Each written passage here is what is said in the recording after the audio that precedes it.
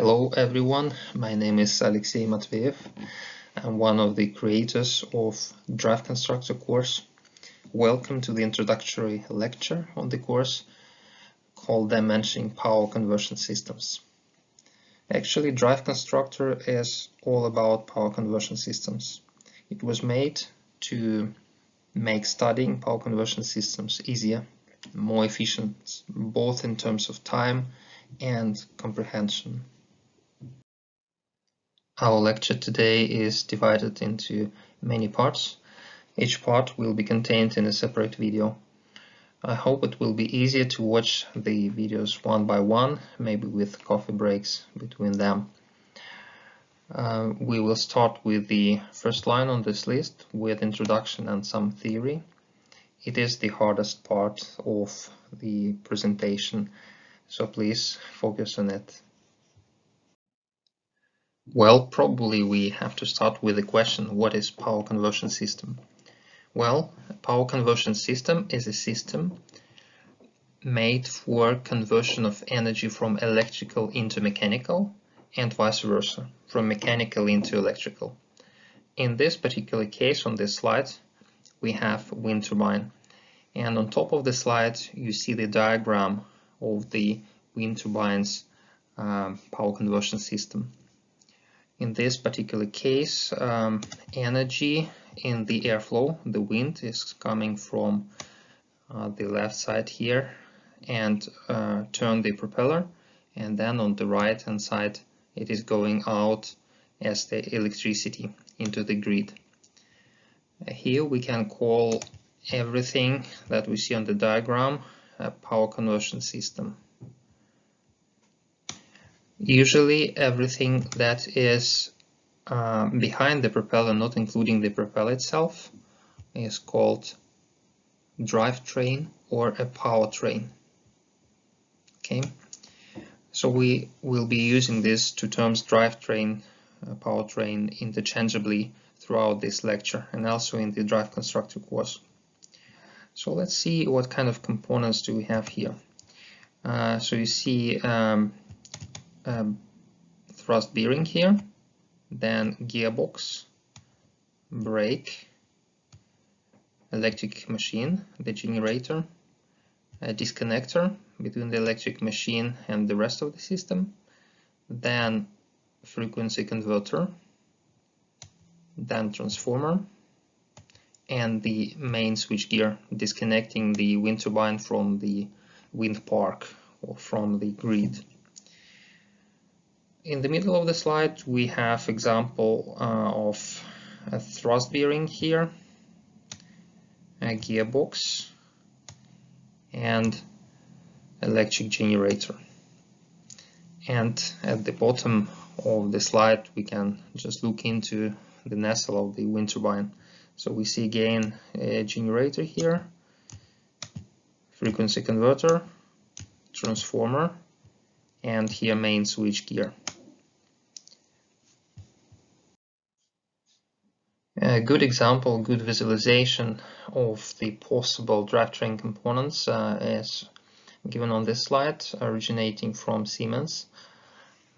So we can see, for example, collection of gearboxes. Of course, there are a huge variety of gearboxes, both types and sizes. Then here we see electric machines of very different configurations. On top we have frequency converters, and further up we have control components. So actually in DriveConstructor we deal with power components, so we do not include any controllers, any PLCs, things like that. So we just focus on components that transfer electricity or mechanical power. Sometimes these components can be integrated, like we can see on this picture, when we have electric machine at the bottom and on top of it a frequency converter, but this is quite special configuration. The main question is always how to put the components together so that they match each other and so that they are working together perfectly. And this is what DriveConstructor is teaching, how to put together, say, a gearbox, an electric machine, frequency converter. Transformer is not needed in this case, definitely. So they put here the control element. So this is what we are going to look into. Let's take a look at the typical diagram of the drive system with a frequency converter. So everything starts from the grid, from the line here. I will draw it here, and then this part is the frequency converter. So what frequency converter is doing is changing frequency. So if in the line we have sinusoidal voltage 50 Hertz, so then what is happening first, the rectifier is rectifying the sinusoidal voltage in the grid into the pulsing voltage in the DC link. Here is the DC link. Thanks to the capacitors on the DC link, the pulses are quite much attenuated or smoothed. But then what is happening in the inverter here, the more or less DC voltage is converted into the pulses that we see here.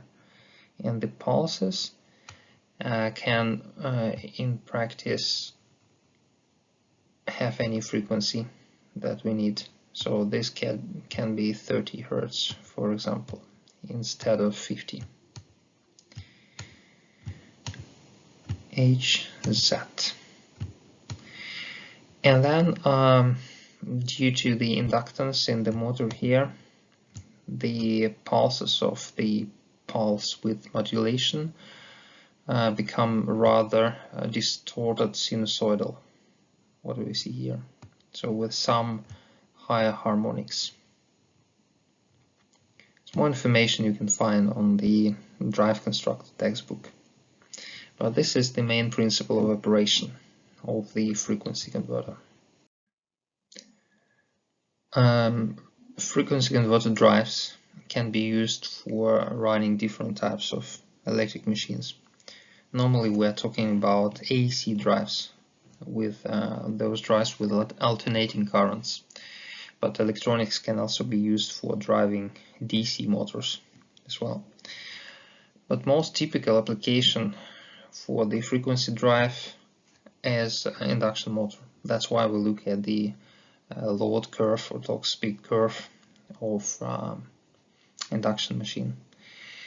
Well, so speed here is represented as relative units, 1 or 2. So 1 here is the synchronous speed, which could be something like 3000 RPM or 1500 RPM or 1000 RPM. So here it is 1. And then due to a thing is called slip, some difference between the speed of the magnetic field rotating along the circumference of the stator and the speed of the rotor, which is lagging behind. So there is a certain difference, which is called slip. So we see the formula for slip here, where ns is synchronous speed and n is just actual speed of the rotor. So well, due to the slip, our nominal speed or rated speed, nominal speed, it is the same, is a little bit lower than the synchronous. And our nominal torque is then here. It is also taken here as 1. But actually the load point can move along this red line, up and down, like that. Depending on the load that the motor sees on its shaft. So this can be the level of torque the motor suddenly sees on the shaft, and it can be higher than the nominal torque. And the ultimate torque is here. So the motor can never handle any torques on the shaft higher than maximum torque.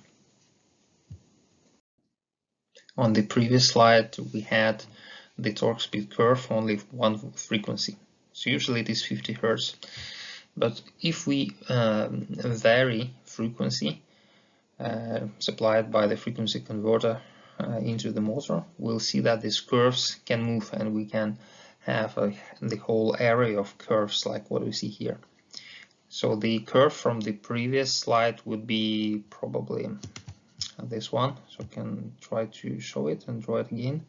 So then here we would have the rated operational point, nominal torque, nominal speed. So this is maybe for 50 Hz, and the previous one, this one, could be for 30 Hz frequency, and so on. So what we do when we, for example, gradually increase the frequency from the drive, we just go like that. So we go in this direction. The curve is moving. So all these points, this one is becoming this one, and then finally it becomes rated. So this is the way the frequency drive is accelerating in the induction motor. And we see here there are like 4 areas on this graph. So this is 1, this is 2, 3, and 4. So all these areas are called quadrants. So the induction motor can be operated in 4 quadrants. So if quadrant 1 is motoring mode, quadrant 2 would be generating mode. So this one is motoring mode, when the energy is converted from the electric into mechanical, and this quadrant would be generating mode. So just imagine that we operated here at the rated point at 50 Hz, but then instead of our load being driven by the drive and the motor, maybe something is accelerating it, and then the motor can be transferred from the motoring to the generating mode along the same curve. So the new operational point can be here. So this is generating mode, quadrant 4. If we reverse the motor, so the speed or direction of rotation of the shaft changes direction, then we would find ourselves into quadrant 2 or quadrant 3. And again, it would be like here it would be generating mode, and here we would have motoring mode. Yes, it is like that. Let's go through some very useful expressions that are very practical, and all engineers in the electric machines and drives will use these equations or expressions. So the first one is expression for synchronous speed. NS, synchronous speed, equals 2 multiplied by the supply frequency, which is usually 50 Hz, but as we know now from the frequency converter, we can have any frequency we need, then multiplied by 60 and divided by P, which is number of poles. You can see it here. The expression for slip we have seen before. Expression for shaft power, this is mechanical power on the motor shaft. It can be calculated from the voltage the motor is fed with, current in the motor, and as well as efficiency and power factor, Costin's phi. So if the voltage is in volts and the current is in amperes, then we get watts for power here. The next expression is torque. Torque can be easily calculated from the power on shaft, now in kilowatts here, so multiplied by or divided by 1000 compared to the previous expression, and divided by the rotational speed. So this expression is very useful, very often used. The next expressions are less used than the previous 4, but just to understand the principle, they quite useful. So I will start from the bottom. The flux is proportional to the ratio of the voltage and the motor input and the frequency. So this is a very useful equation.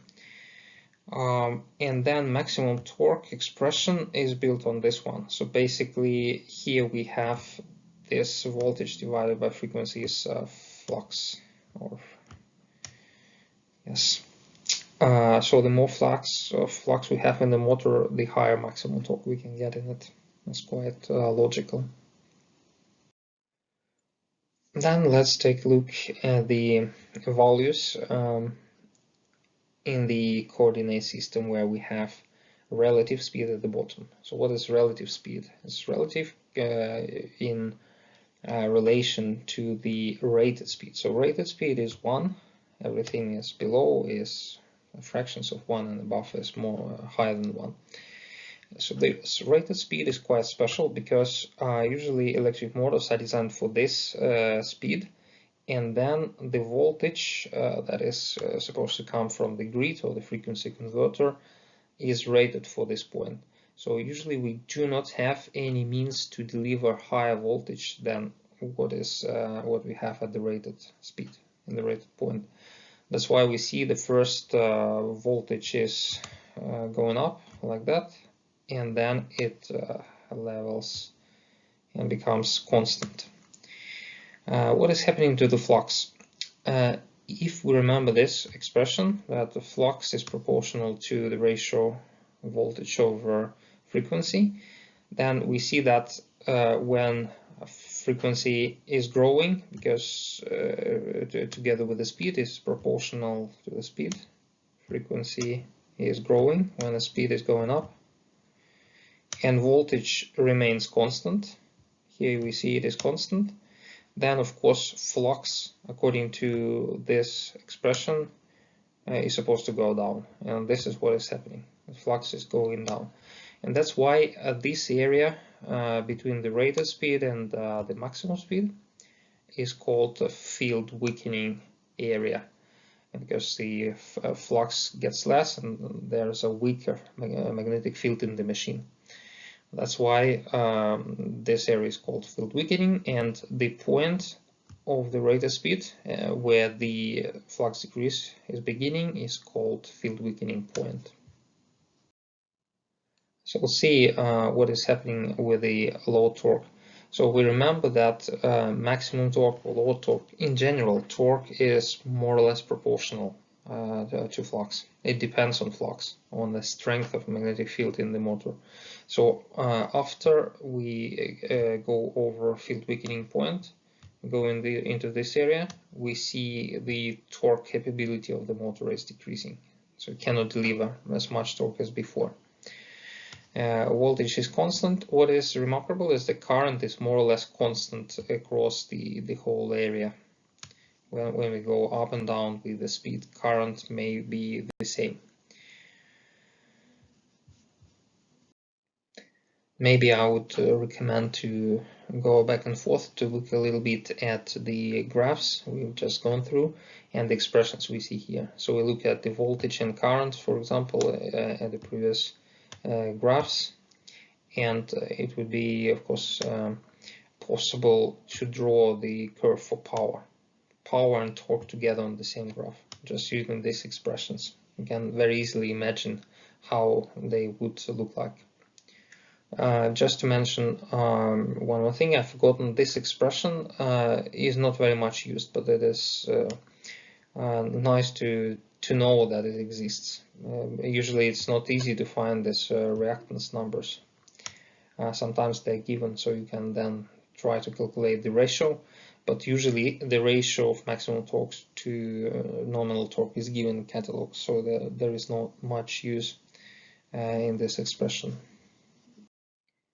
I'd like to go back a little bit to this concept of relative speed. As I said before, usually the motors are rated for 50 Hertz. So this is what they are designed for, because this is the frequency we have in our system. So 50 Hertz would be here, and this speed would be something like 1. So this is like a reference point. So then this would be 2. And we can see that the frequency is proportional to the speed of the motor, but the value, the amplitude of the speed will be different depending on the number of poles of the motor. So if there are 2 poles in the motor, so when we feed this motor with 50 Hertz, we get 3000 RPM.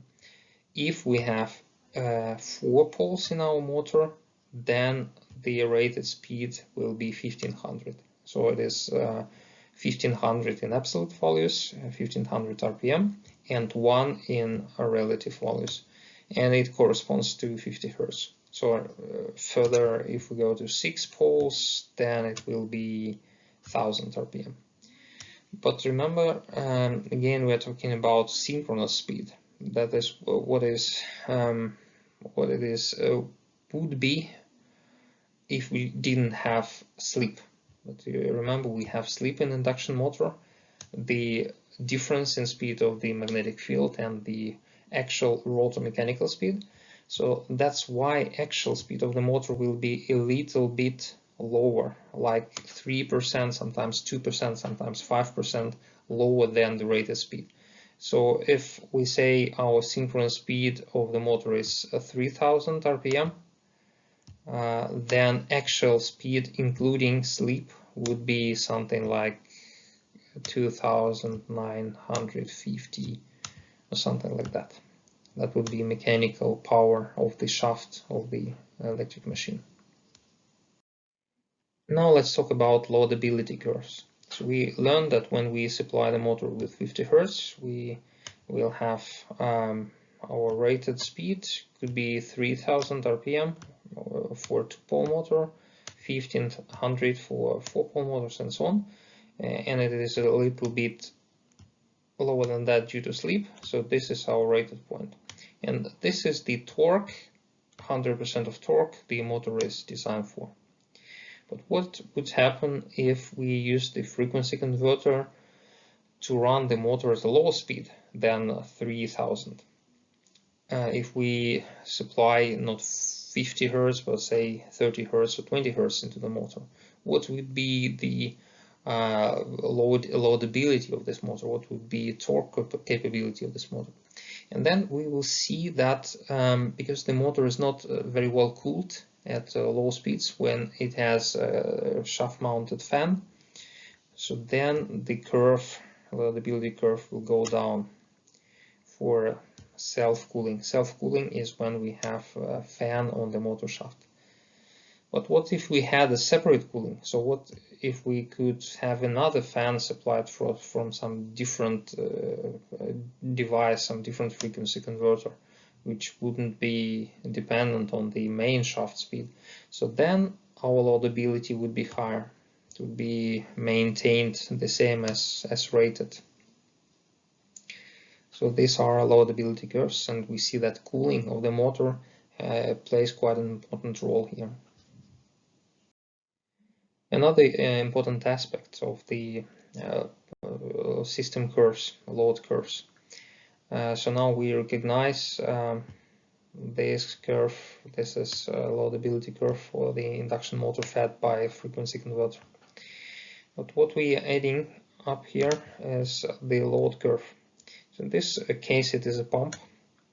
This pump will run at something like 1100 RPM, maybe, as rated point. And what is important is that the motor curve, motor load curve, this one, is above this pump curve. Then the system will work. Then the motor will have enough torque to move the pump's wheel. If, say, our motor curve would be like that, so the pump would be too big, too heavy for this motor to run.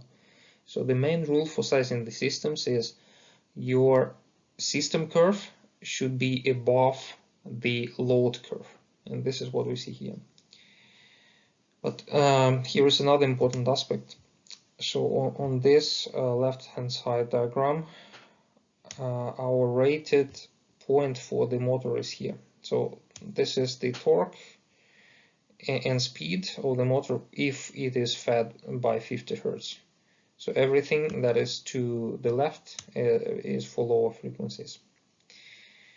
But we have variance of the system design when our rated point, when I'm looking at the right hand side diagram, is to the left from the pumps curve, the rated point. So we can see that the pump torque is still below the motor torque. So that's okay. so the motor will handle it. But what we'll have to do, we need to accelerate our motor to above its rated speed. So if this point is 50 Hertz, so we should go, for example, to 55. So this is called overspeed area. So we put the motor in its overspeed. Okay. And the last slide in this section is on overloadability of the motor. So here we can say we have rated torque. This is the torque which can be continuously delivered by the motor. And IC411 is self-cooling. This is when we have a shaft-mounted fan. And AC416 is separate cooling or independent cooling, when the fan is not mounted on the shaft and it is run at its normal speed all the time. So you remember this from before. But what we have here on top, we have several curves which actually correspond to the torque speed curves of the motor. If you remember this sort of curves we had before. So you can of course now imagine that this is the rated point, but if the load is higher than 100% for some time, if it goes up, then we just go along this curve like that, and we are here or we are there, and this black curve here is called a maximum available torque curve. And the upper curve, absolutely on top of everything, that's breakdown torque. So your motor will just stop if you go, or if you load it above this line. So it's absolutely maximum. I would say the motor on this diagram, the example, is for quite an extreme motor with quite extreme overload capabilities. Usually the maximum available short-term motor torque would be something like 200%, just we can double the load but not bring it all up to almost 3 times. So it's quite extreme. Anyway, I realized it was quite fast to go through all the slides, so it was just very brief introduction, and I recommend you study the materials from ABB on ABB web pages, or Danfoss web pages, or Siemens web pages. There you can find quite good tutorials describing the same things in detail. But I hope this quick introduction will be helpful anyway, because it's introduced you to some key concepts of motor operation. So thank you for watching this part of the video, and I welcome you to the part number 2 and the rest of the parts. Thank you.